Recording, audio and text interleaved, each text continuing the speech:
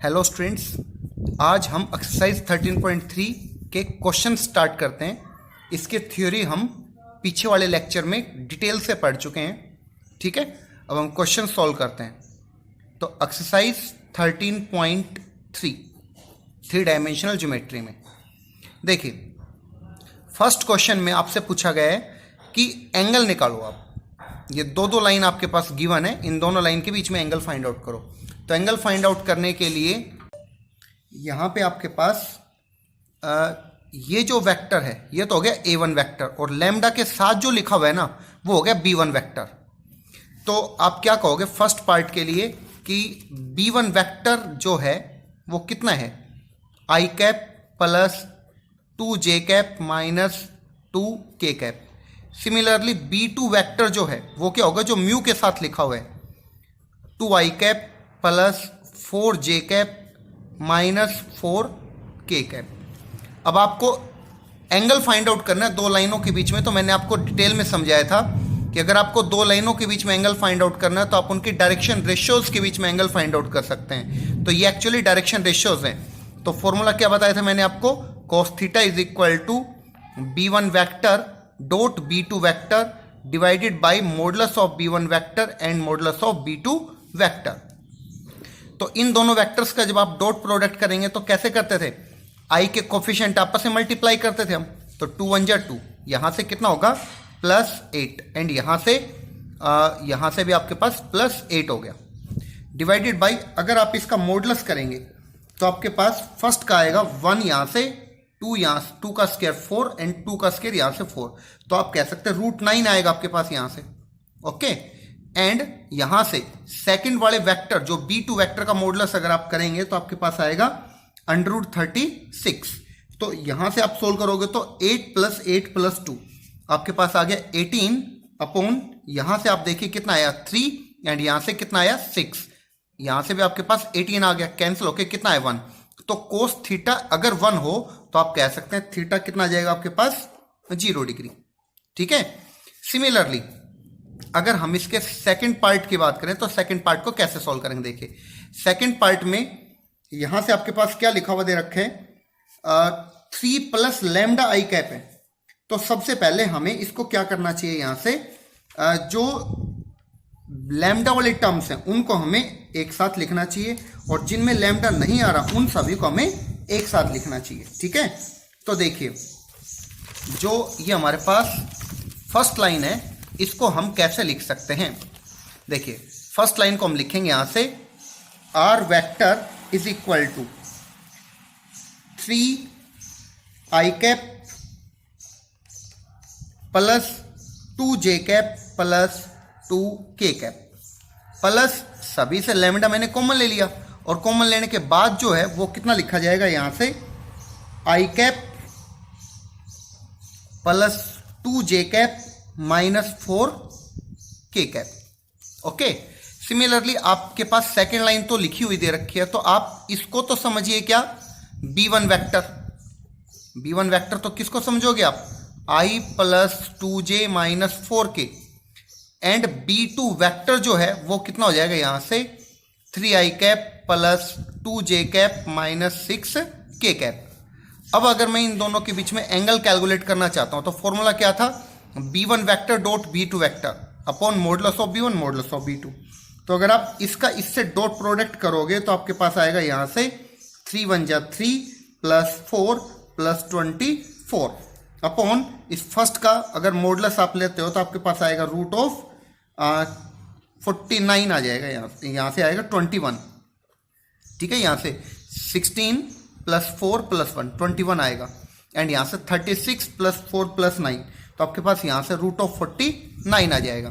तो ओवरऑल आप कितना बता सकते हो, यहां से आ जाएगा ओवरऑल 31 डिवाइडेड बाई 7 √21, इसके वैल्यू 7 आ गई, ये √21 आपके पास है ही। तो थीटा हमें फाइंड आउट करना है यहां से, तो हम लिखेंगे कोस इनवर्स 31/7 √21 आ जाएगा। ठीक है, उसके बाद हम बात करते हैं थर्ड पार्ट की। देखिए थर्ड पार्ट में हमारे पास लिखा हुआ यहां से कितना x - 4 अपॉन 3 है। इसी तरह से यहां से लिखा हुआ है y प्लस 3/4, तो आप यहां से b1 वेक्टर कितना बता पाएंगे, 3i cap plus 4j cap plus 5k cap. Similarly b2 vector second line से वो आ जाएगा 4i cap minus 3j cap plus 5k cap again. तो अब आप इन दोनों लाइंस के बीच में एंगल फाइंड आउट करना चाहेंगे तो क्या हो जाएगा, इन दोनों का डॉट करोगे तो आपके पास कितना आएगा 12, यहां से -12 प्लस 25। ओके, एंड इस वेक्टर का अगर आप मॉडुलस करोगे तो आपके पास आएगा √50, एंड इस वेक्टर का मॉडुलस करोगे तो भी आपके पास √50 आएगा। तो आप देखिए आपके पास कितना बच रहा है, यहां से 25 अपॉन यहां से मल्टीप्लाई करने पर केवल 50 आ रहा है, यानी कि 1/2। और थीटा की वैल्यू कोस में 1/2 कहाँ पे होता है, तो आप लिखेंगे यहाँ पर ये कितना हो जाएगा π/3। ठीक है, π/3 मतलब 60 डिग्री पे आ जाएगा। ओके,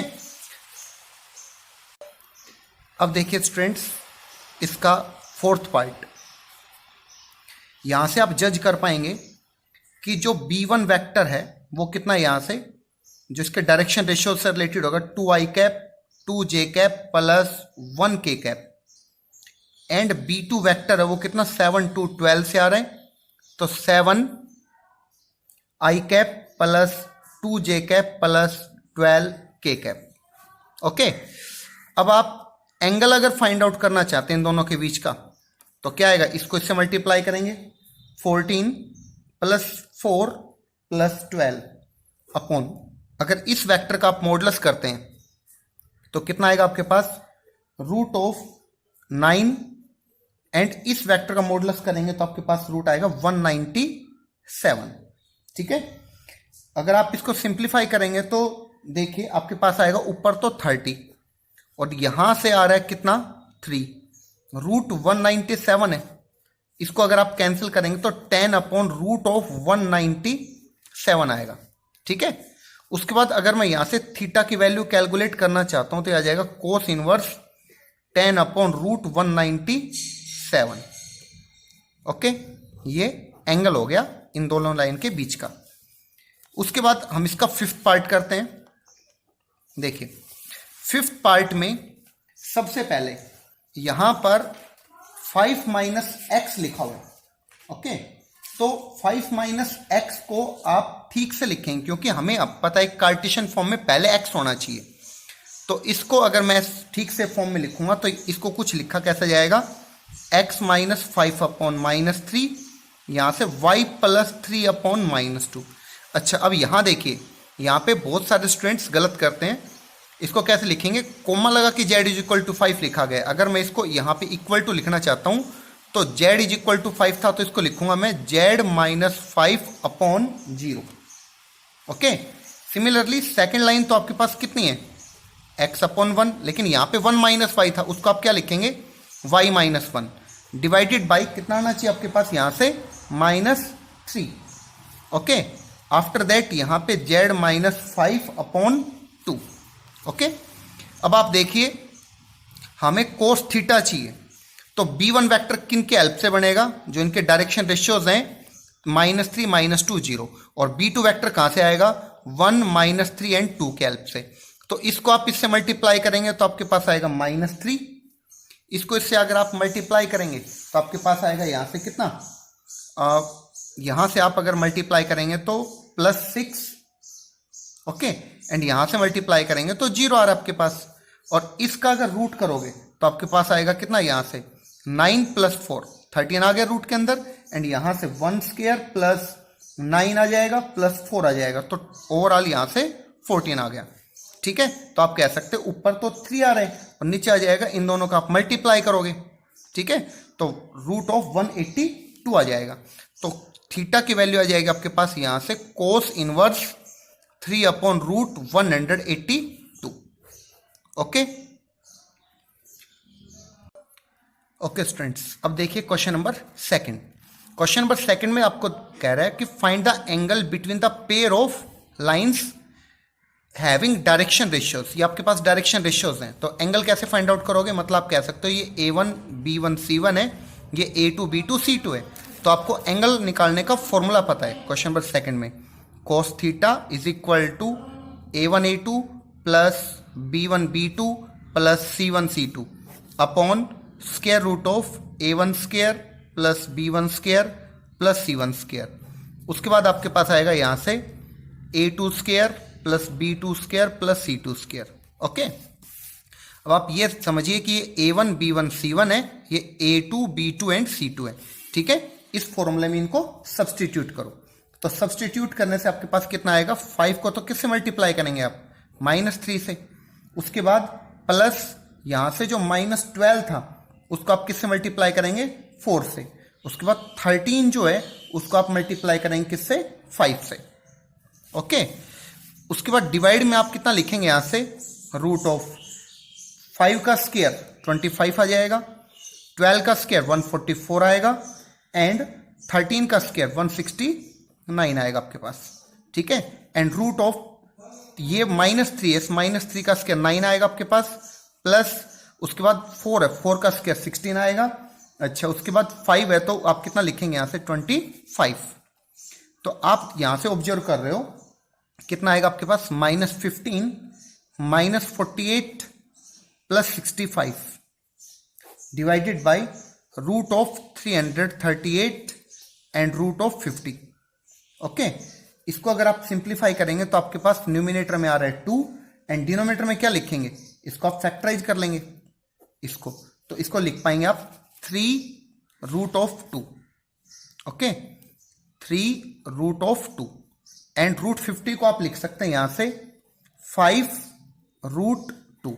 ओके, तो ये 2 इस रूट 2 और रूट 2 से कैंसिल हो जाएगा, तो आपके पास कितना आ जाएगा, 1/13, 5 जा 65।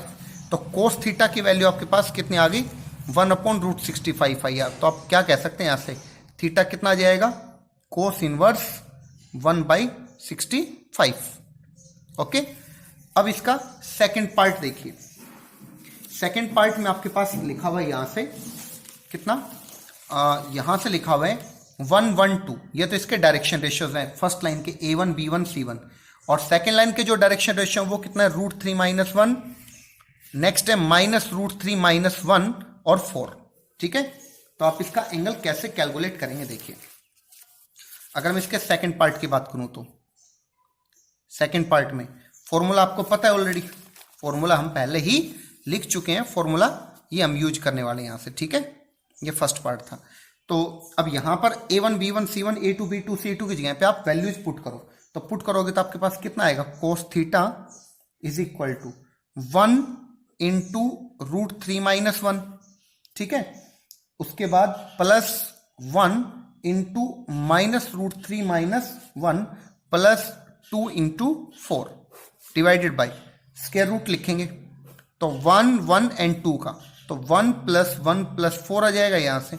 उसके बाद √3 - 1 है, √3 - 1 का स्क्वायर प्लस यहां से -√3 - 1 का स्क्वायर आ जाएगा, और उसके बाद आ जाएगा यहां से +4 का स्क्वायर।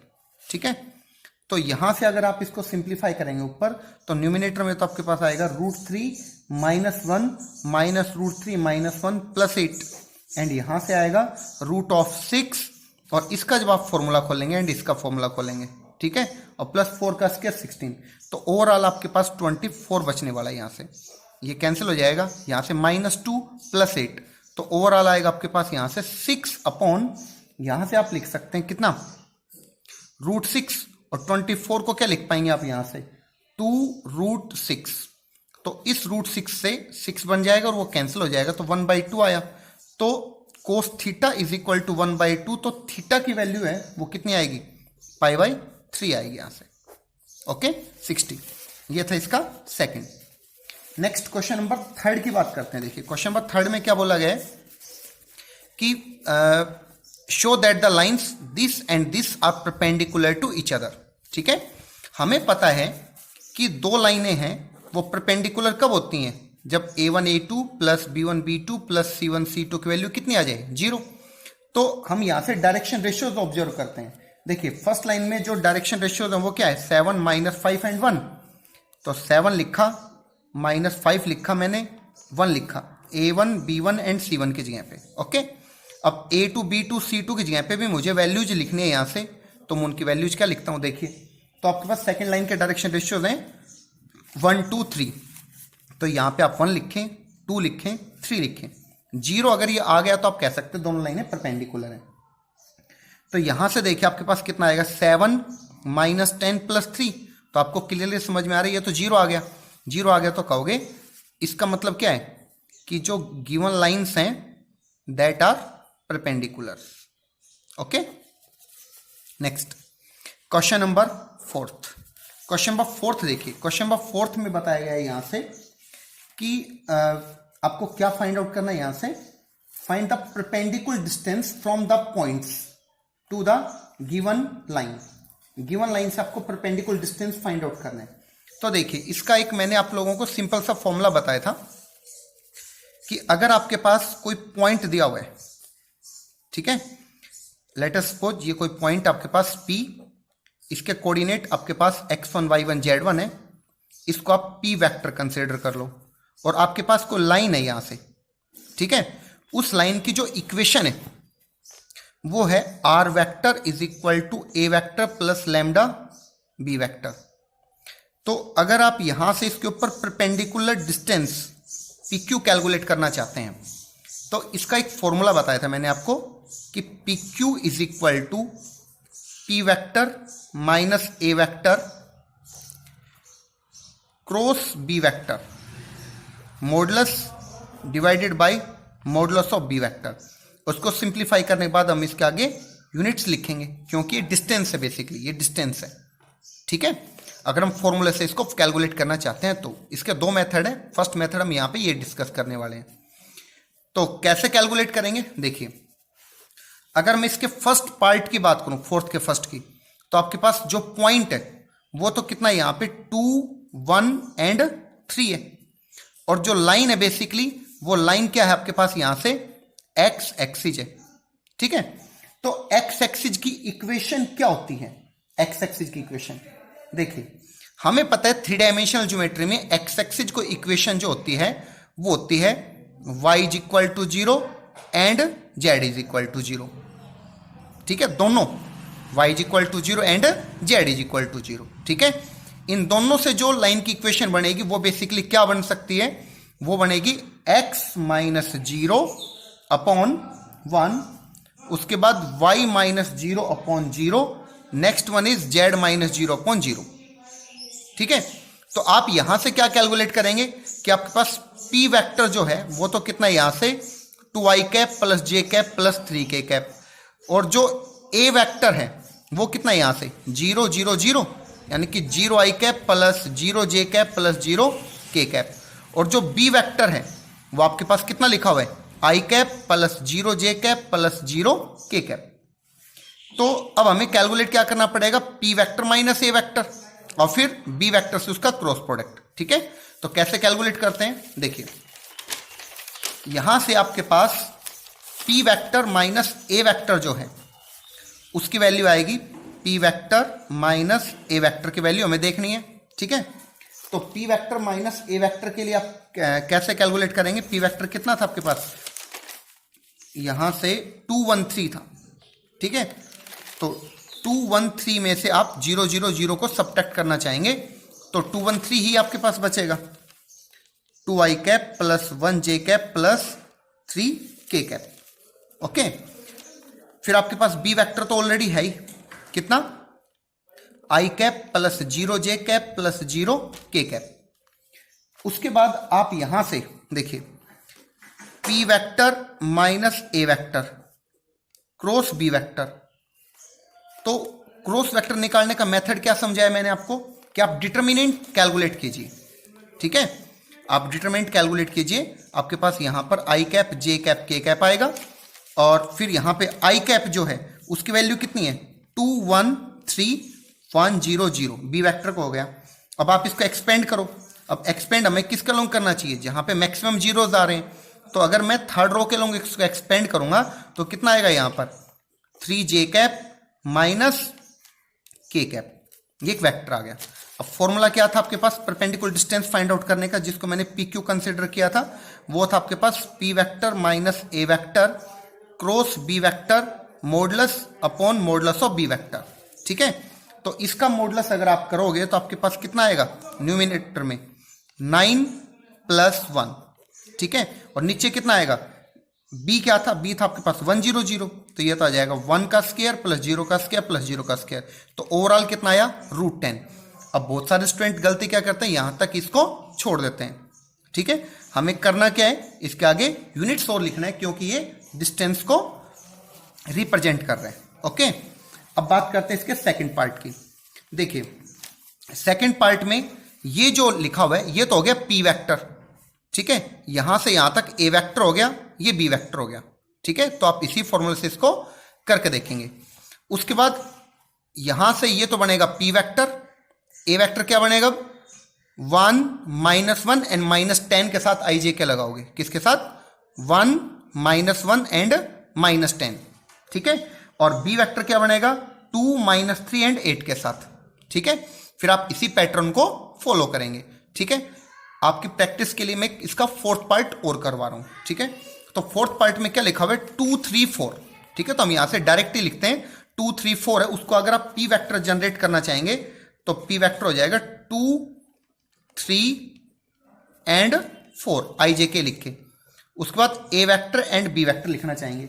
अब देखिए आप जो a वेक्टर है वो आपके पास क्या बनेगा, यहां से a वेक्टर के लिए यहां से 4 - x लिखा हुआ है, तो हमें क्या लिखना चाहिए, यहां से x - 4 करना चाहिए। तो x - 4 करना चाहिए, इसका मतलब यहां से कितना आएगा आपके पास 4i कैप, उसके बाद यहां से 0j कैप और 1 - z है, इसको z -1 करोगे तो आपके पास आएगा 1k कैप, और यहां पर -2 तो -2i प्लस 6j और यहां से -3k।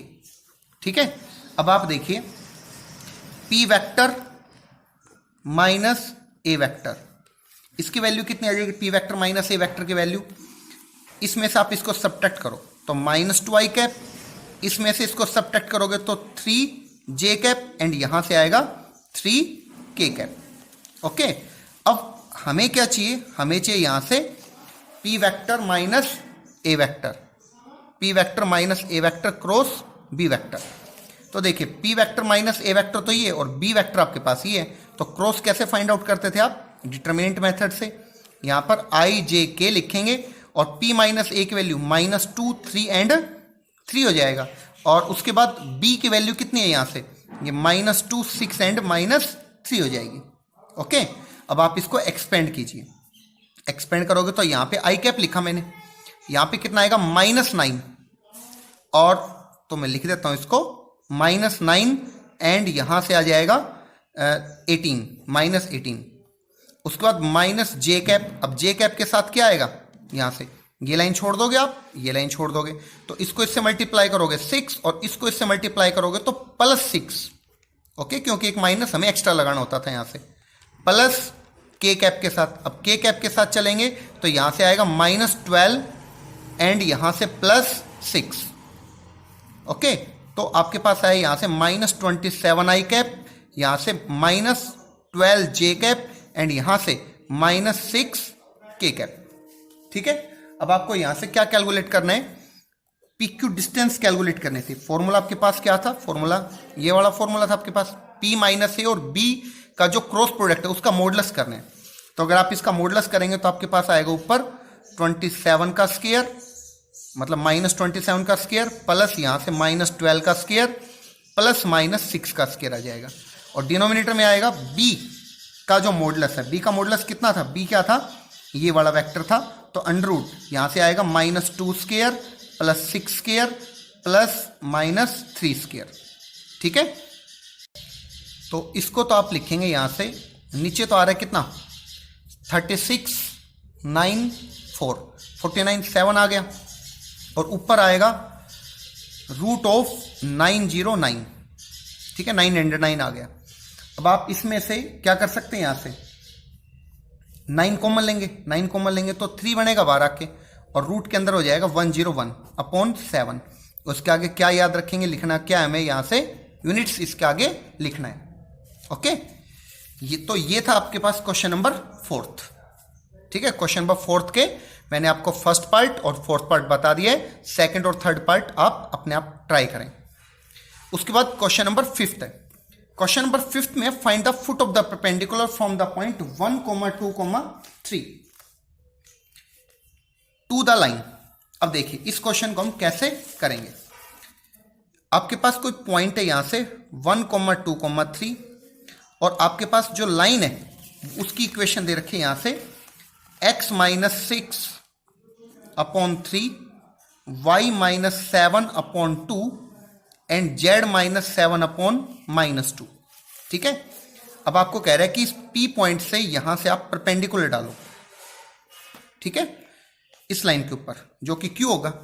तो हमसे पूछा है कि जो पॉइंट Q है उसका कोऑर्डिनेट क्या है, यानी कि फुट ऑफ द परपेंडिकुलर क्या है। ठीक है, तो देखिए कैसे करेंगे इसको। सबसे पहले हमें इस लाइन की इक्वेशन को लैम्डा के इक्वल ट्रीट करना है। ठीक है, अगर मैंने इस लाइन को लैम्डा के इक्वल लेट कर लिया तो जो पॉइंट Q है वो क्या हो जाएगा, क्योंकि एक जर्नल पॉइंट हम निकाल रहे हैं, बेसिकली एक जर्नल पॉइंट हम निकाल रहे हैं। तो जनरल पॉइंट क्या आ जाएगा, यहां से इसको आप इससे क्रॉस मल्टीप्लाई करेंगे तो 3 लैम्डा प्लस 6, उसके बाद यहां से 2 लैम्डा प्लस 7, उसके बाद -2 लैम्डा प्लस 7 आएगा। तो अगर ये एक जर्नल पॉइंट है, ठीक है, तो जर्नल पॉइंट है तो लाइन के ऊपर कोई भी हो सकता है ये, तो ये पॉइंट Q भी कंसिडर किया जा सकता है। तो हम कह सकते हैं कि देयरफॉर पॉइंट Q जो है वो कितना आ जाएगा, 3 lambda plus 6, 2 lambda plus 7, -2 lambda plus 7। Okay, अगर आपको पॉइंट P पता है और पॉइंट Q पता है तो आप क्या कर सकते हैं, यहां से डायरेक्शन रेशियोज फाइंड आउट करेंगे, किसके, PQ लाइन के। एंड एक बार आप डायरेक्शन रेशियोज फाइंड आउट करोगे जो आपके पास लाइन गिवन है उसके, तो देखिए जो गिवन लाइन है उसके डायरेक्शन रेशियोज तो 3, 2 एंड -2 है, और जो PQ है उसके डायरेक्शन रेशियो क्या होंगे, 3 लैम्डा प्लस 6 में से 1 को आप माइनस करोगे तो 3 लैम्डा प्लस 5 आएगा। 2 लैम्डा प्लस 7 में से 2 को माइनस कर रहे हो तो 2 लैम्डा प्लस अगेन कितना आएगा, यहां से आपके पास 5 आ रहे हैं। उसके बाद -2 लैम्डा प्लस 7 में से 3 को सब्ट्रैक्ट करोगे तो -2 लैम्डा प्लस 4 आएगा। ठीक है, अब आपको डायग्राम से भी समझ में आ रहा है कि ये जो लाइन है ये और ये PQ दोनों आपस में एक दूसरे के साथ परपेंडिकुलर हैं। तो हम लिख रहे हैं यहां से कि PQ जो है वो परपेंडिकुलर है लाइन के साथ, और परपेंडिकुलर है इसका मतलब A1 A2 plus B1 B2 plus C1 C2 is equal to 0। तो इसको आप इससे मल्टीप्लाई करो, 9 lambda plus 15 plus 4 lambda plus 10 and -2 से करोगे तो यह आ जाएगा 4 लैम्डा -8 इज इक्वल टू 0। अब आप देखिए यहां से कितना आ जाएगा, 9 लैम्डा 4 लैम्डा 13 और 4 17 लैम्डा आपके पास आ गए यहां से। ठीक है, यहां से आया कितना आपके पास, ये 25, और 25 में से आपको 8 सब्ट्रैक्ट करना है, यहां से -17 आ गया, आगे 0 है, तो लैम्डा की वैल्यू आ जाएगी आपके पास कितनी, 1। और अगर आपके पास लैम्डा की वैल्यू 1 आ गई तो आप पॉइंट Q को कैलकुलेट कर पाएंगे। पॉइंट Q जो है वो कितना आ जाएगा, 1 अगर आपने यहां पे पुट किया, यहां पर इसकी जगह पे, तो कितना आ जाएगा आपके पास 9। ओके, यहां पे पुट किया तो यहां पे भी 9 एंड यहां पे 1 पुट किया तो यहां पे आपके पास 5। इसको हम कहेंगे foot of perpendicular. Okay, foot of perpendicular. आपके पास जो भी आंसर आया आप इसको वेरीफाई भी कर सकते हैं ऑब्जेक्टिव अप्रोच के लिए। कैसे, जैसे आपके पास ये पॉइंट आया 995, ये पॉइंट आ गया आपके पास 995। ठीक है, तो अगर ये पॉइंट है तो ये इस लाइन की इक्वेशन को सेटिस्फाई करना चाहिए, तो 995 जो है उसको आप यहाँ पे पुट करो। अगर इस 9 को आप यहाँ पे पुट करोगे तो 9 - 6 3 अपॉन 3 कितना है आपके पास, 1 आया। यहाँ से इस सेकंड वाले 9 को यहाँ पे पुट करोगे आप तो 9 - 7 2 अपॉन 2 अगेन 1 आ रहा आपके पास। इस 5 को यहाँ करोगे तो 5 - 7 -2 अपॉन -2, यहाँ से आपके पास 1 आ रहा है। इसका मतलब ये हमारा आंसर सही है। ओके, हम इस तरह से इसको चेक कर सकते हैं। उसके बाद देखिए next question number 6। Question number 6 में find the foot of perpendicular. जैसे 5th क्वेश्चन में था सेम वही लैंग्वेज है, आपके पास एक पॉइंट दे रखे हैं और एक लाइन की इक्वेशन है, तो इसी मेथड से आप करेंगे। ठीक है, पहले तो आप foot of the perpendicular calculate करेंगे। ठीक है, इस टाइप से यहाँ पे ये foot of the perpendicular, same approach से। उसके बाद क्या करोगे, आपसे इसी क्वेश्चन पूछा also find the length of perpendicular. जब आपको ये पता लग जाए कि ये जो पॉइंट है ये 995 है, ये पॉइंट 995 है, तो आप ये डिस्टेंस तो कैलकुलेट कर ही सकते हो यूजिंग डिस्टेंस फॉर्मूला। ठीक है, डिस्टेंस फॉर्मूला क्या होता है, under root of x2 minus x1 square plus y2 minus y1 square plus z2 minus z1 square. Okay, इस फॉर्मूले से आप जो PQ डिस्टेंस होगी उसको आप कैलकुलेट कर सकते हैं। ओके, नेक्स्ट क्वेश्चन देखिए, आप क्वेश्चन नंबर आपके पास है सेवंथ क्वेश्चन का फर्स्ट पार्ट है। इसमें दे रखा find the coordinate of the foot of the perpendicular drawn from the point 1 to 1 to the line joining 146,544। ठीक है, ये भी क्वेश्चन उसी टाइप का है। हम कैसे करेंगे इस क्वेश्चन को, देखिए सबसे पहले तो आपके पास यहां से लिखा हुआ दे रखा है कि find the coordinate of the foot of the perpendicular. आपको कोऑर्डिनेट फाइंड आउट करना है फुट का। ठीक है, जैसे हमने अभी किया था बिल्कुल उसी टाइप से। तो सबसे पहले मैं यहां से कहूंगा आपके पास कोई पॉइंट है ए, और वो पॉइंट है क्या, 1 to 1। ठीक है, ये है 1 to 1, और आपके पास यहां पे कोई लाइन है, उसके बी और सी के कोऑर्डिनेट्स आपको लिखे हुए दे रखे हैं, कितना 146,544। तो अब क्वेश्चन आपसे वही पूछा गया है कि यहां से अगर आप परपेंडिकुलर के ऊपर डालेंगे डी, तो उस डी पॉइंट का कोऑर्डिनेट क्या होगा आपसे, ये पूछा गया है। तो बिल्कुल सेम उसी अप्रोच से आप करेंगे। पहले इस बी सी की इक्वेशन लिखिए। लाइन की इक्वेशन क्या होती है, 2 पॉइंट फॉर्म में, x minus x1 upon x2 minus x1, आगे y minus y1 upon y2 minus y1, और z minus z1 upon z2 minus z1। तो इस लाइन की इक्वेशन क्या बनेगी आपके पास, x माइनस 1 यहां से ये, ठीक है, y माइनस 4 z माइनस 6, और इसमें से आप इसको सब्ट्रैक्ट करेंगे तो 5 में से 1 गया तो आपके पास कितना आएगा 4, 4 में से 4 जाएगा 0, और इस 4 में से 6 को सब्ट्रैक्ट करोगे तो -2। आपके पास एक तो लाइन की इक्वेशन आ चुकी है, एक पॉइंट आ चुका है, तो आप क्या करेंगे, इसी अप्रोच का यूज करेंगे, क्योंकि आपने यहाँ पे अभी पढ़ा था कि आपके पास एक लाइन की इक्वेशन और एक पॉइंट हो। तो कैसे करते थे, लाइन की इक्वेशन को लैम्डा की इक्वल रखते थे, फिर क्रॉस मल्टीप्लाई करके हम एक्स वाई जेड के लिए निकालते थे, उससे हमें एक जनरल पॉइंट मिलता। उस जनरल पॉइंट को हम पॉइंट क्यू यानी कि foot of the perpendicular consider करते, फिर हम पी क्यू के डायरेक्शन रेशियो कैलकुलेट करेंगे और फिर लाइन के डायरेक्शन रेशियो कैलकुलेट करेंगे। ओके, तो कुछ इस तरह से हमारे पास डायरेक्शन रेशियो आते हैं। फिर हमें पता है कि ये दोनों आपस में परपेंडिकुलर हैं, और अगर ये परपेंडिकुलर हैं तो हम इस फॉर्मूले का यूज करेंगे, ठीक है, और सोल्व करके लैम्डा की वैल्यू फाइंड आउट करेंगे। उस लैम्डा की वैल्यू को आप वापस उस पॉइंट के अंदर पुट करेंगे, ठीक है। ऐसा करने से आपको पॉइंट क्यू मिल जाएगा, उसी को हम कहेंगे फुट ऑफ द परपेंडिकुलर, ठीक है। तो इस 7th क्वेश्चन में आप इस तरह से इसको डील कर सकते हैं। आपके पास बस लाइन की इक्वेशन दी हुई नहीं थी, तो लेकिन हम पहले पढ़ चुके हैं कि अगर हमें 2 पॉइंट दिए हुए हों तो हम लाइन की इक्वेशन इस फॉर्मूले से कैलकुलेट कर लेंगे, उसके बाद सेम अप्रोच से आप क्वेश्चन को सोल्व करेंगे। ओके, अब आप देखिए इसका जो सेकंड पार्ट है वो भी इसी अप्रोच का है कि find the position vector of the point whose position vector of the foot of the perpendicular drawn from the point P 184 to the line joining 0-13 and B ले रखा है कितना 544। तो also find the length of the perpendicular. तो आपके पास same approach का question है ये भी। देखिए इसके लिए भी मैं एक बार डायग्राम बनाता हूं। यहाँ पे आपको कोई पॉइंट P दे रखा है यहाँ पर 184, ठीक है, और आपके पास एक लाइन है, उस लाइन के 2 एंड पॉइंट्स दे रखे हैं, पॉइंट A है और पॉइंट B है। A पॉइंट का कोऑर्डिनेट है 0-13 और पॉइंट B का जो कोऑर्डिनेट है वो है आपके पास 544, ठीक है। तो आपसे कहा गया है कि यहां से इसके ऊपर परपेंडिकुलर डाल रहे हो आप, तो जो पॉइंट Q होगा उसका पोजीशन वेक्टर क्या होगा। तो सिंपल सी बात है, आप पहले इसको इसी अप्रोच से आप सोल्व करो। फॉर एग्जाम्पल आपके पास मान लो यही आपके पास Q पॉइंट आ जाए, तो आप इसका पोजीशन वेक्टर कैसे लिखेंगे, 9i cap plus 9j cap plus 5k cap, ठीक है। तो आप इसी अप्रोच से इस क्वेश्चन को भी सोल्व कीजिए। सोल्व करने के बाद Q पॉइंट का जो कोऑर्डिनेट आएगा उसके साथ आप i j k अगर आप लगाएंगे तो आप क्या कहेंगे कि वहां से आपके पास क्या आ चुका है, पोजीशन वेक्टर आ चुका है। ओके, ये पूछा गया। आगे पूछा गया लेंथ ऑफ परपेंडिकुलर। इस परपेंडिकुलर की लेंथ क्या है? तो लेंथ मतलब डिस्टेंस। अगर आपको इस पॉइंट का कोऑर्डिनेट पता है, इस पॉइंट का कोऑर्डिनेट आपको पता है, तो आप डिस्टेंस फॉर्मूला अप्लाई करेंगे और पीक्यू डिस्टेंस कैलकुलेट कर सकते हैं। ओके ओके स्टूडेंट्स, अब देखिए आप क्वेश्चन नंबर 8। क्वेश्चन नंबर 8 में भी वही अप्रोच यूज किया गया है। इसको मैं आपको अच्छे से समझाने के लिए एक बार दोबारा से रिवाइज करवा रहा हूं, ठीक है? वही कॉन्सेप्ट दोबारा से रिवाइज करवा रहा हूं। क्या दे रखा आपको? Find the equation of the perpendicular from the point 2 4 -1। देखिए ये कोई पॉइंट है, इसका कोऑर्डिनेट 2 4 -1, ठीक?